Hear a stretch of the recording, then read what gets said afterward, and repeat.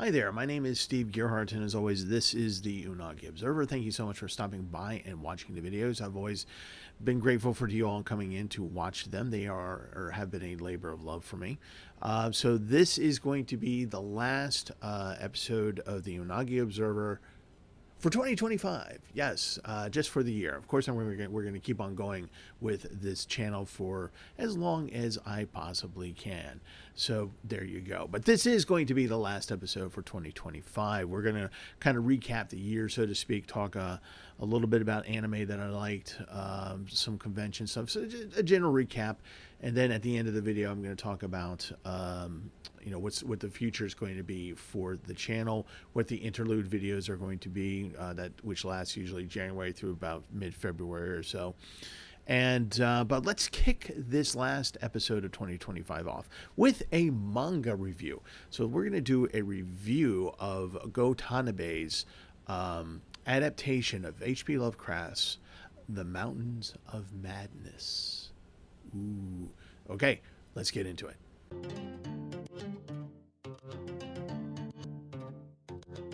All right, let us do the last review of the season. And it's going to be a manga review, H.P. Lovecraft's Mountains of Madness, as adapted by Go Tanabe.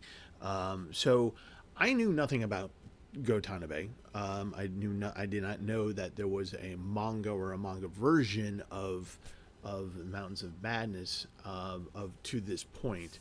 You know, I'm sure somewhere along the line someone else has done it, but it's something that just was not on my radar. And so when I went to Anime USA down in Northern Virginia, one of the first things I did was go down to the dealer's room, because I was actually doing a number of panels that year, and I wanted to kind of get my dealer room fixed. You know how we are, dealer room addicts. We gotta get that fixed in. So I went in there with a budget and to buy stuff. And, so it's literally the first booth that we went to, and I happened to see the volume 1 of this, and I was just like, oh, that looks really interesting. The cover was really well done. Kind of flipped through the pages, looked at the artwork. I was like, wow, this is kind of impressive. And I was just like, maybe I should give this a try, and I know the story. I've read the books, I'm familiar with Lovecraft. And so I knew what the story was ahead of time. So I was kind of like, oh, man, let's give it a go. And of course, my helpful friends who knew that I was on a budget and know that I'm a dealer's room addict, said, "But Steve, you can have the whole thing." Ooh, and I went, give it to me, just give it to me. So I snatched it out of their hands and I bought it. And blew out probably half of my budget in one fell swoop with this book, with his omnibus. So this is the whole story. Okay, it is done in volumes. I forget how many volumes actually, but I bought the whole thing. As you can tell, this is kind of nice. You have that chapter ribbon, your bookmark ribbon, and the artwork in here, like I said, is just, and it is a manga. It reads like a manga. Oh yeah, look at that, silver, right? So let me just kind of find a really impressive picture here. The artwork is just, gosh, I don't even know what to choose. It's just very, very stunning, very cryptic. Something that you would think would be Lovecraftian, and just kind of beautiful and haunting. And gosh, there's just not a picture for me to choose from. Oh, here we go. This is going to be horrific, but it's pretty cool. Yeah, the Elder Ones. If you know your Cthulhu mythos, you know what I'm saying. The Elder Ones. So, for those of you who are not familiar with Lovecraft's stuff, it's very dark. It's very not hopeful in the least. Madness is a big deal. Trying to understand the unknowable and the horror behind that attempt of understanding. And so this takes place in the early 1930s, where they're doing an Antarctic expedition trying to explore more of the South Polar regions. And they're following, and it's these scientists and a couple ships, and they actually load on airplanes so that they can move around, have a greater range of movement. to explore the polar continent, not knowing this is what they're going to be coming up against. And the story starts innocently enough with them setting up base camp, and they show the equipment that they're using. And at the time, it's a portable drill that they were able to do to collect samples from the permafrost and as deep as they can go. And this was an actual thing that was used in ways that they actually went about exploring Antarctica. And so then, of course, they start finding things. Right? They start finding things. And the story in the manga opens up with finding one of the scientific camps totally destroyed and the people dead through gruesome means. We'll just leave it at that. And, so the rest of the expedition is just like, we have to figure out what happened. And there's a member of their expedition who has gone missing, and they're trying to save him and find him, Unagi. And so that's kind of the thrust of the story. And as they go through, this is not a spoiler, they find the city in Antarctica. And it's an old city, and they can tell that it's millions of years old, and it predates humanity and the whole 9 yards. And they're just like, oh my gosh, what is going on here? And so they're trying to figure it out. And of course, the deeper they go, the more unknowable it becomes, the more darker it becomes, the more insane it becomes, the more you must know. I must know everything. I must know at the cost of my sanity. I must it's basically that. So it's done very, very well. The story pretty much tracks Lovecraft's story. I mean, it's a pretty good, actually better than pretty good adaptation of the story. I enjoyed it. And it's kind of nice to have somebody who is capable of trying to convey the images that Lovecraft wrote and giving you these images so that you can see them with your eyes, not just with your imagination, and just kind of go, oh, the horror. So, if you're in your travels, you happen to come across this, I would definitely pick it up. If you wanted to give it a try and you're not sure, definitely pick up Volume 1 and just enjoy the artwork. Just kind of give you an idea of the author Go Tanabe. Apparently he was in a slump. He was in the early 2000s, around 2005. He was trying to figure out what to write, what to do, and he just wasn't going anywhere. So his publisher apparently gave him a copy of various Cthulhu stories, right? Lovecraft stories. And he really liked them, and Tanabe really liked them. And so he started doing manga adaptations of them, and they kind of caught on over time. So this is kind of what he's known for. He's not really known for, Tanabe is not really known for like independent works, but he's known for faithfully adapting particularly Lovecraft stories, classic stories, to manga. Just to give you an idea of not only that stuff, but some of the stuff you might be familiar with that are not necessarily adaptations would be Kanasane in 2007. 2011 he did volume 1 of Genius Loci, and he did Mr. Nobody in 2012 through 2014 in the manga the manga things. And he was part of Sasudade, I think I'm saying that right, which is an adaptation of very short stories. So that kind of gives you an idea of what this is about, why this exists, and and it turns out that's his niche, that's his wheelhouse, and golf clap, kudos to you, sir, because it was very much enjoyable. So yes, 2 thumbs up on this manga review, the Mountains of Madness, H.P. Lovecraft's Mountain of Madness, as adapted by Go Tanabe. And that's what the omnibus looks like. But you get an idea of how insane it can be. Good stuff.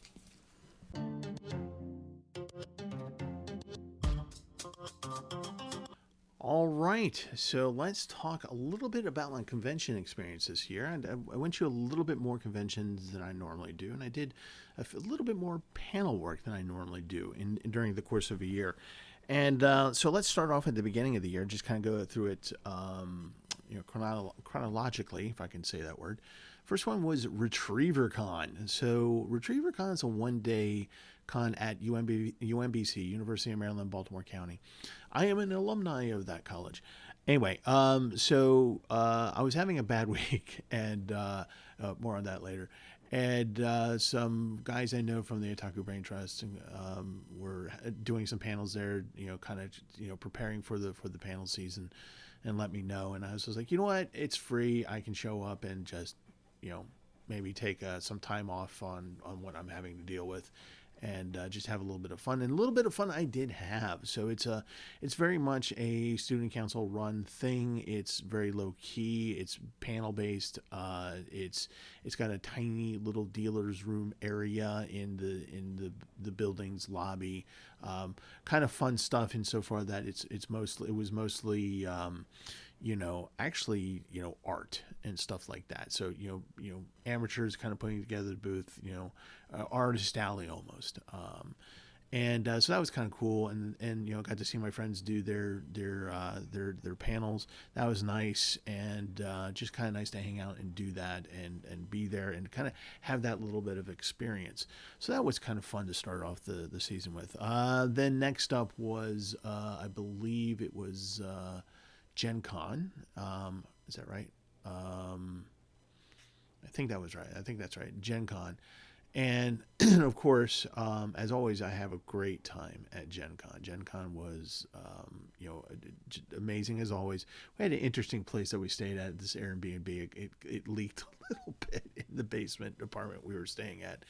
But it was, still a lot of fun. I did, 2 panels back to back.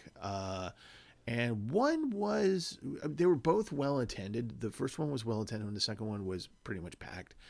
And the first one was about the guns of Tanegashima.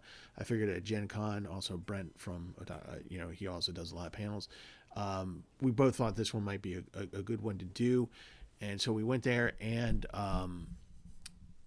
the audience was fine with it. I did a good job on the delivery, but it just felt like this was not the convention to bring that particular panel out. And that sometimes happens. So we were both kind of like, I had to work for the audience a little bit. I had to work to keep their interest. But the second panel I did was about the Cowboy Bebop OST 1. And I just talked about that album, talked about Yoko Kanno. I talked about the songs I love off of that album.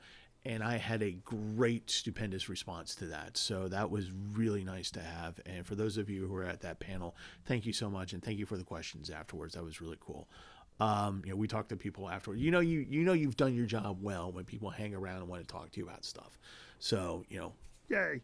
So Gen Con was a lot of fun. Of course, we played the games and all that stuff, and it was fun. We had fun as we usually do. The next one up was something I did on, again, much like RetrieverCon. I just kind of did it on a whim. I had the day off and to be able to do it, and for a reason, and MiyurukiCon, I think that's how you say it. And it's here in Baltimore, and it was over the summer, and like Gen Con. And again, the guys who were at RetrieverCon were also there, so I kind of went in to just attend and just kind of just give support, right?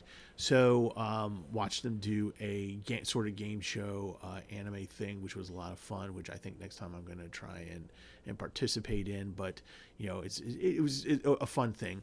It was held at the Lord Baltimore Hotel. Brent, my other friend, who's also part of the Otaku group, Brain Trust, also did his panels. He did a Ghibli panel that I was able to attend the next day, and that was kind of cool.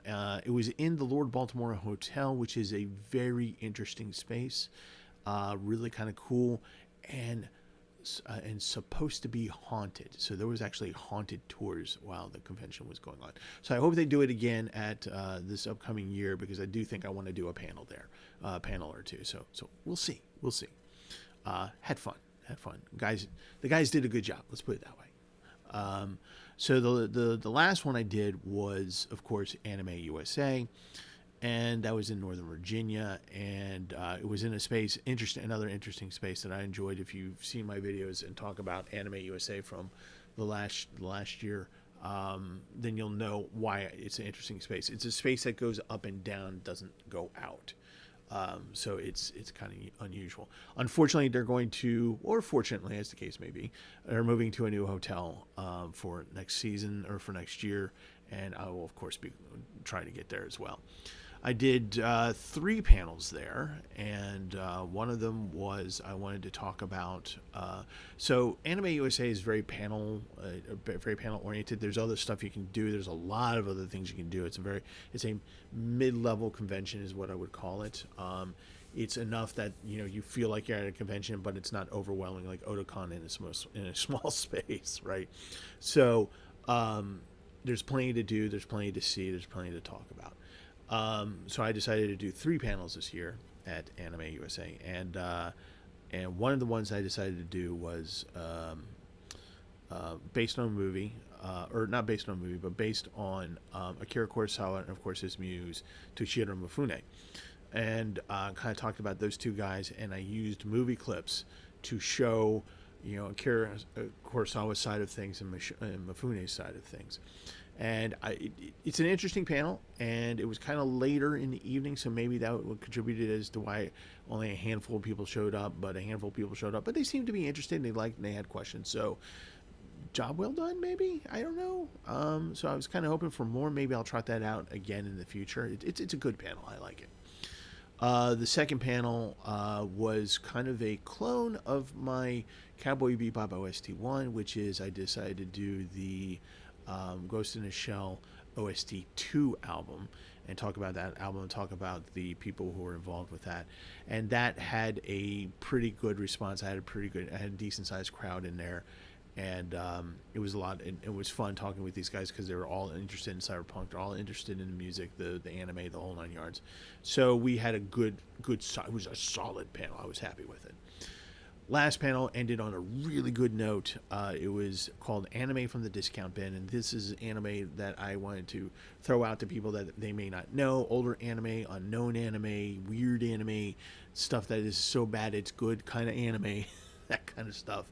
And I had a stupendous turnout for that, and the crowd was just in it. We were rolling with each other the whole time, and it was, for those of you who were at that panel, thank you so much. I had such a great time at that panel. I enjoy doing panels, but this one was so much fun. You guys made it a lot of fun. So if you were there, thank you so much for making it just a fun hour to be in. So obviously I had a good convention season, and worked pretty well.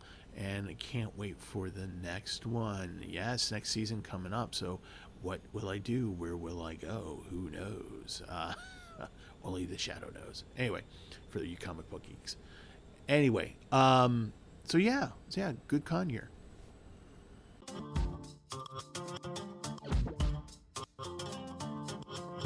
Okay, so I can't do a recap of the year without talking about some of the anime that I've seen. Sorry if you hear a lot of noise coming from over the washer and dryer right behind that door. So if you happen to hear them, my apologies. Nothing I can do about it, and I need clean clothes. I don't like fanboy funk. Anyway, so we're going to talk about some anime of this year. So, usually you have like a ranking of like maybe your top 5, your top 10 anime, whatever, something like that. And I did try to do that, but the anime was such that this year that I couldn't really go, oh, this is the best one. This is number 1. No, this is number 4. This is number 5. This is number 6. This has to be 8. I couldn't do it. Like every single one of them seemed to have something so I was constantly shifting things around. So I gave up on that, and when I decided to, I was like, okay, you know what? Of the anime that I wanted to talk about, that I wanted to rank, the top 10 anime, I decided, well, I'm going to choose 3 and just mention them, and go from there. So how did I choose them? Well, funny you should ask. And so what I used was Brent a while ago made this die tumbler for me with his little 3D printer. So yeah, so to drop dice through here, I gave all the anime a number value, and then since I had a dice tumbler, I have my dice of disappointment that the pretty lady who gives me food gave me one year. And these are used die that you can order online. And yes, they are actually officially called dice of disappointment, because I think I've shown them to you before. Hey, wow, a thumb peck. But yeah, they're kind of used and all different types of things, no uniformity whatsoever, and they're lovingly used, then resold as dice of disappointment. And I rolled them down the tumbler and came up with the following 3 anime. So here we go. Okay, we are going to start with Kowloon Generic Romance. So this was from one of our watch parties that we reported on over on the Otaku station channel, over on Anime Archaeology channel. Link is down below. And the Kowloon Generic Romance is a sort of a mystery romance and science fiction all wrapped into one. Shueisha did the manga, and so they turned it into an anime. And the first episode was really kind of interesting. For those of you who know what Kowloon is, it used to be one of the densest populated places on the earth. It was only a few acres wide and had about 40 or 50,000 people in it. And but in real life, but in this, it's slightly larger. It's almost like its own city state. And there's this thing in the sky that isn't talked about, but it's there. And it's these 2 real estate agents, and they develop feelings for each other.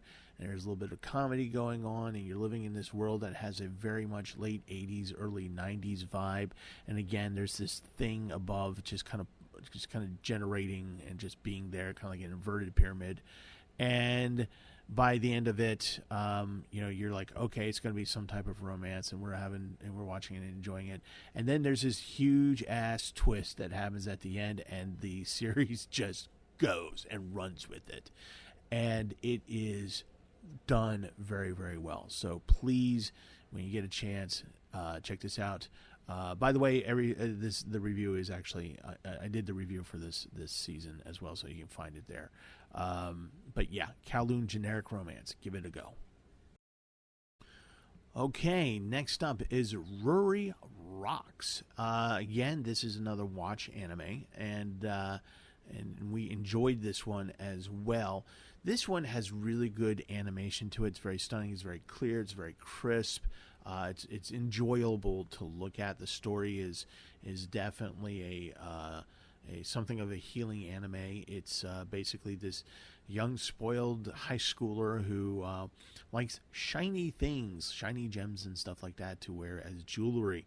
And she doesn't have enough money to buy the stuff. Her mom won't give her the money. But her mom says, well, you know how your grandfather used to bring you back crystals? And she's like, yeah. Well, you found them over in this area, way over here.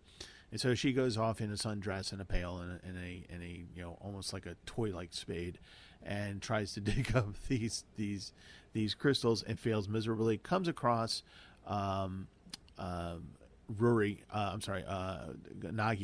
and who is a geologist, and she's writing her dissertation, and the 2 of them become friends, and they learn how to do geology together.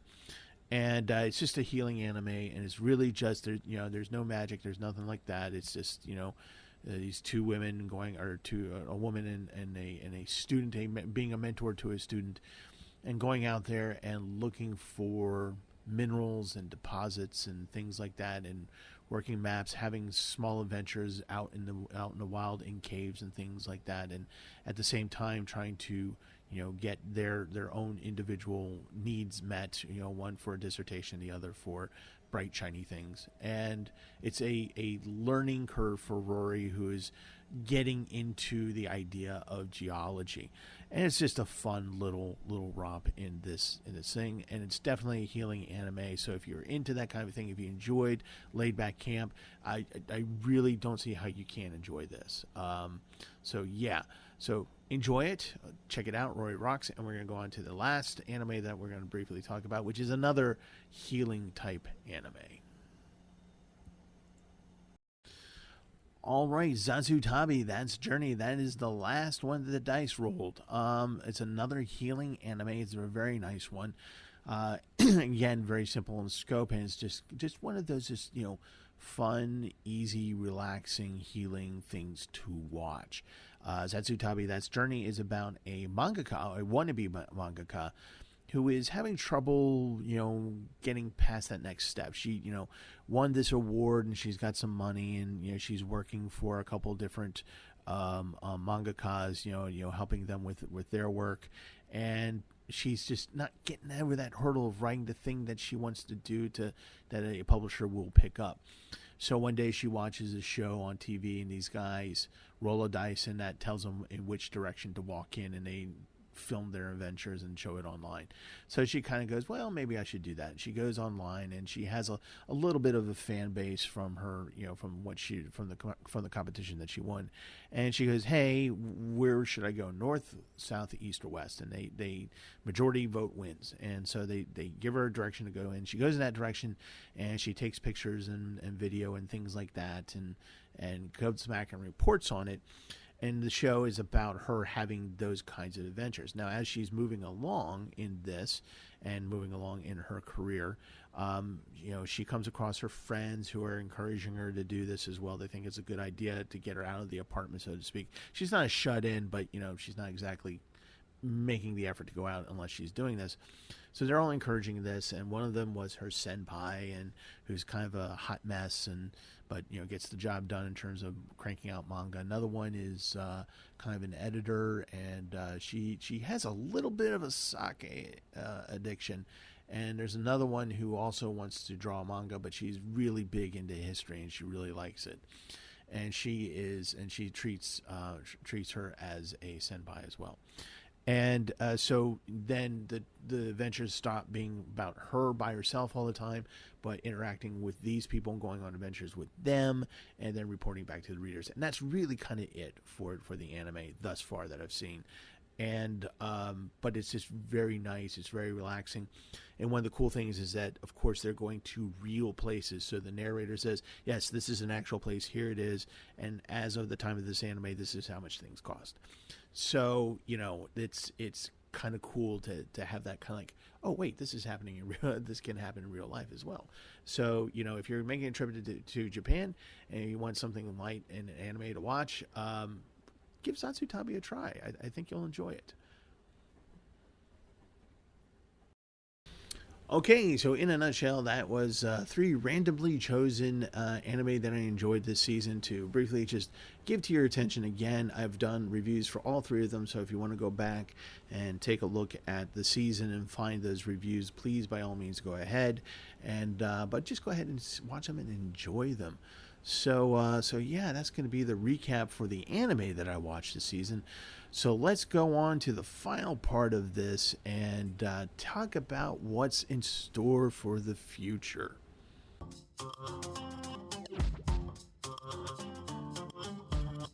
Okay, so 2025 is coming to a close. We've done the last review. It was a manga review. We talked about the convention season. We've talked about a handful of the anime that I watched this season. So let's talk about 2026 and what's going to happen from here on out. For those of you who are new to the channel, yes, I do a season. So my season always ends by the last week of the calendar year. So whatever the upload date it is that I do, which is usually Mondays, the last Monday of the calendar year is going to be the last episode. That's my master of the laundry and dryer calling me to change the dryer, I think. So yeah, be back in a moment.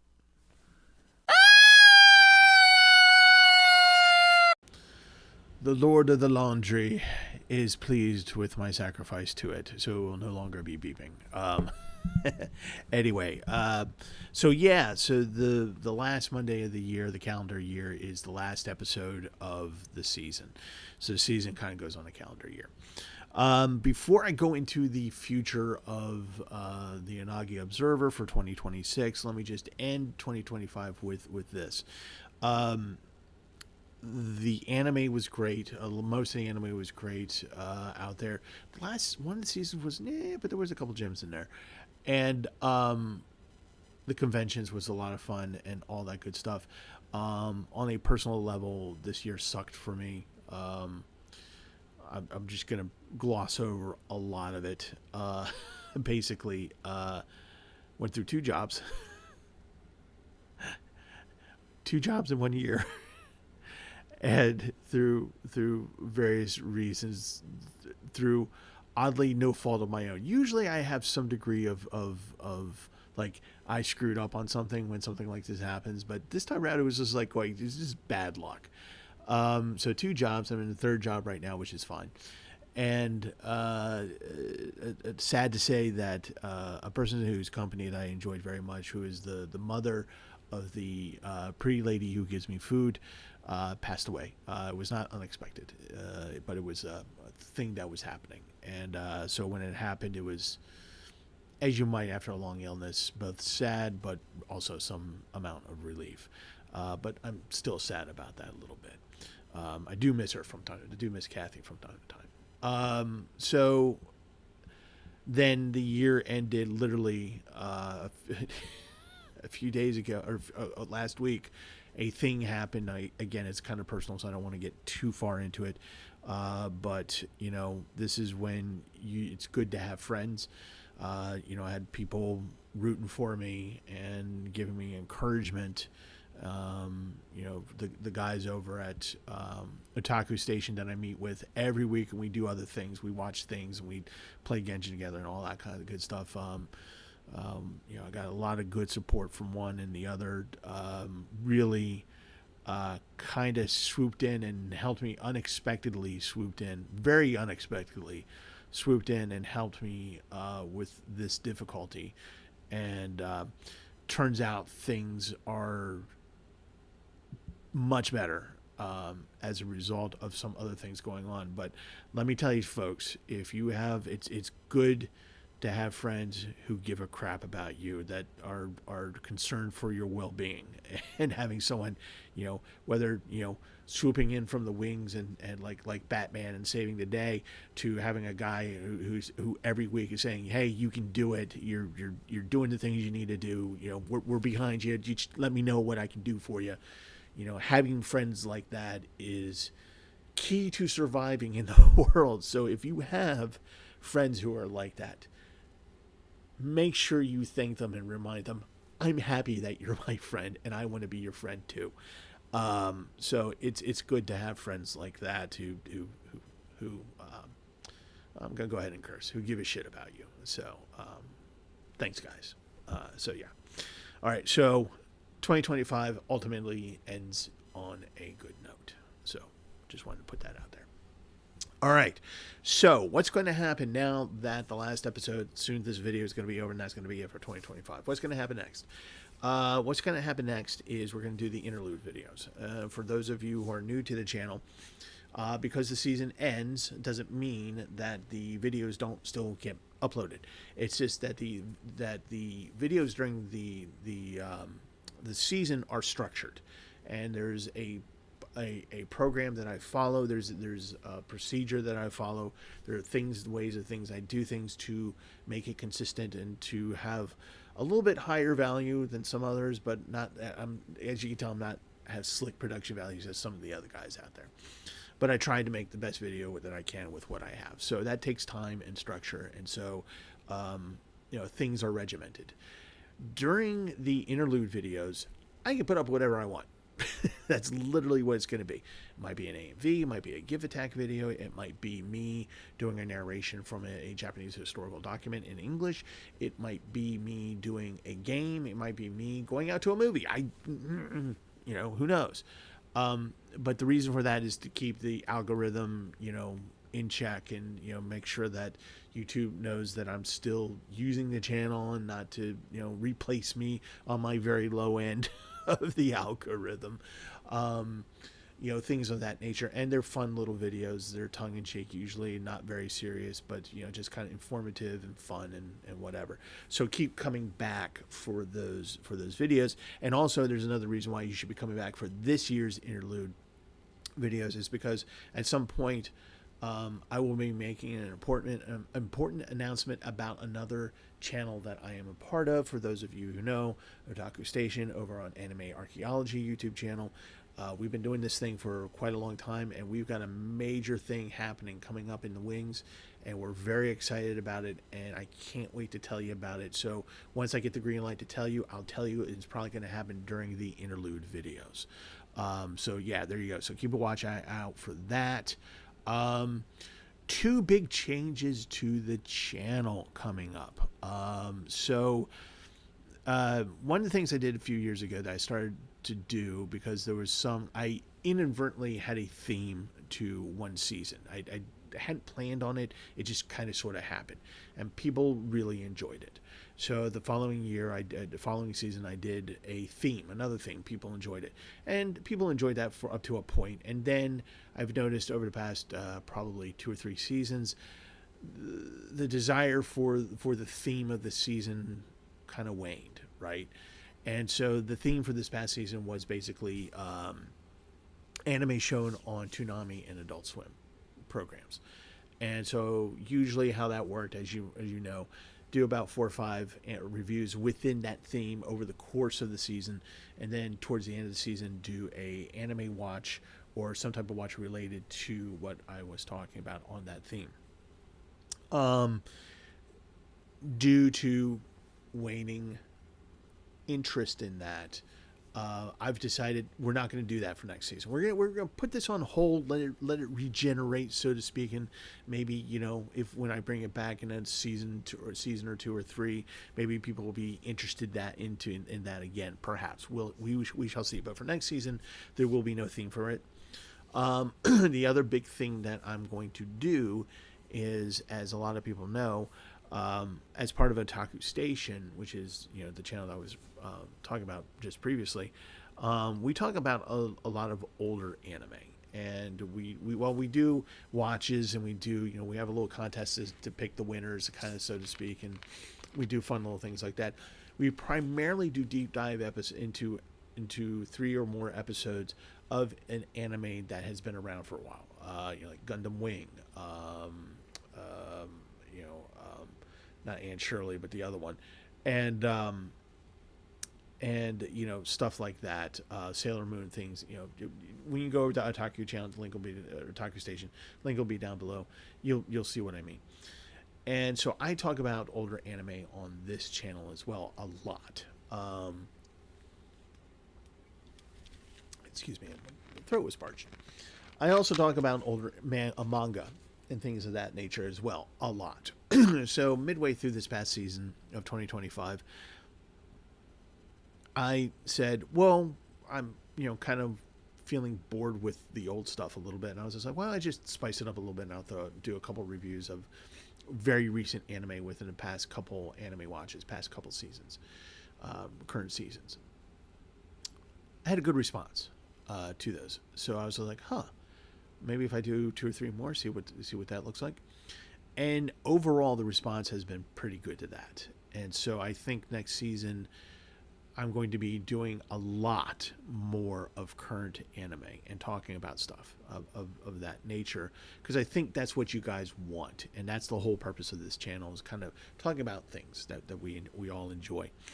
That doesn't mean I'm not going to talk about older anime and older manga and things like that. No, those things will still happen, but instead of being the thrust of the channel, it's the newer stuff is going to be the thrust of the channel.